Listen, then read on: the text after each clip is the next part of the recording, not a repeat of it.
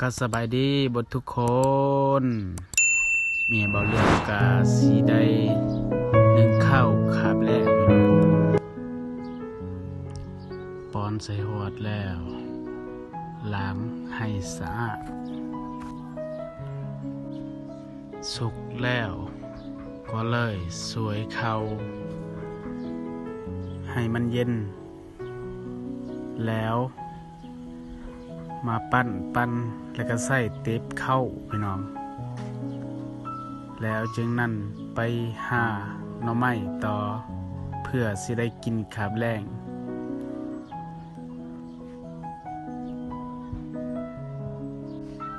ไปซับเอาที่บอนเฮาโปกไว้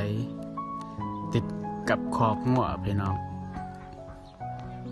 ไปไกลสิฮอดแล้วเพราะว่าเฮาปลูกไว้ติดแคมป์บ้านกับบ่ไกล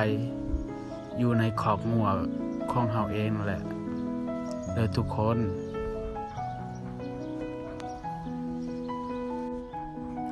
ฮอดจุดมันแล้วพี่น้องเอ้ยก็สิได้สับหน่อไม้อยู่พอได้ 2-3 ยอดพอได้แกงพี่น้อง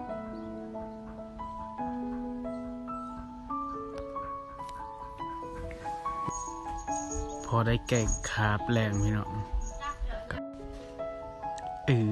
ได้แล้วบัดนี้ได้ 2-3 ยอดแล้ว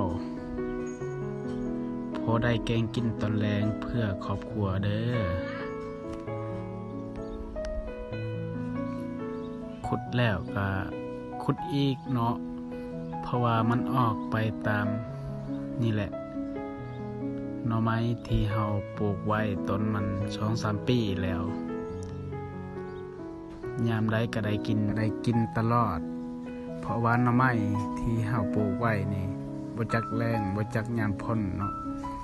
ฮอดฤดูมันก็ออกตลอดเพราะว่ามันถูกนำเฮาฮดนะมันก็ปงตลอดเนาะปลูกไว้เพื่อเลี้ยงปากตัวเองนั่นแหละนี่ได้ซ้ำนี่แหละพี่น้องก็พอได้แกงแล้วเมื่ออะไรบัดนี้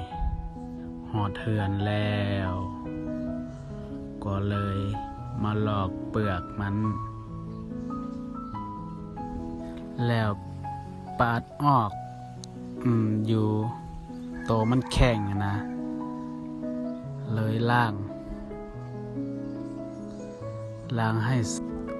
ล้างหม้ออีกแล้วบัดนี้ล้างหม้อให้สะอาดเลยทอกใส่น้ำสิแกงหน่อไม้พี่น้องเลยเอาหม้อมาย่อใส่เตาไผ่เพื่อสิแกงหน่อไม้พี่น้อง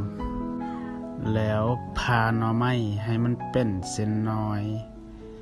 พาแล้วพาอีกให้มันเป็นน้ำพดแล้วเอาหน่อไม้ที่เฮาผ่าบางแล้วก็เอามาป้อนใส่หม้อเด้อทุกคนเลยไปเก็บเอามักเผ็ดอยู่ส่วนเนาะเพื่อสิใส่แกงหน่อไม้พี่น้องมักเผ็ดเฮานี่เพื่อหมากมันดกเพราะว่าเฮาใส่เอาพ่นนี่ต้นมะเขือซอกหามะเขืออีกนี่ก็นานผักบัวพี่น้องนานผักบัวนี่ก็งามซ้ำนี่แหละเพราะว่าเฮาใส่พ่นบ่หลาย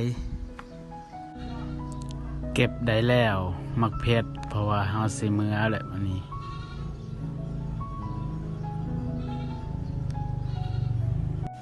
นี่ตำมักเผ็ดเด้อนำพดแล้วเฮาเข้าล่นให้มันสุกสำกันเนาะล้างใบมะเผ็ดอีกตำใส่น้ำกันเด้อ